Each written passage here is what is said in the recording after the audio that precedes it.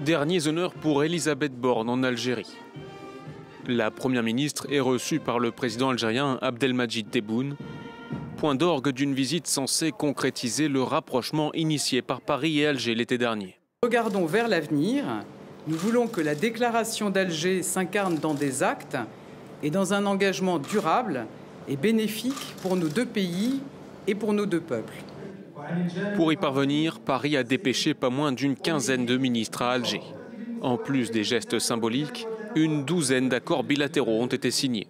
Domaines visés, les coopérations économiques, culturelles et éducatives. Un moyen de répondre au dossier délicat des visas. Nous avons convenu de concrétiser l'ouverture incluse dans la déclaration d'Alger sur cette question, de travailler ensemble afin de généraliser, de faciliter réellement la circulation des personnes.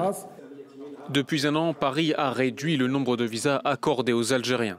Une mesure de rétorsion pour forcer Alger à davantage accorder de laissez-passer consulaires pour ses ressortissants soumis à une obligation de quitter le territoire français.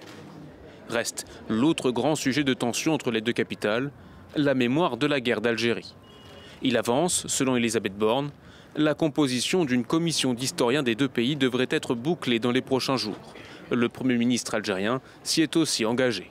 Sans annoncer d'avancées concrètes, les deux chefs de gouvernement se sont dit confiants sur la question mémorielle.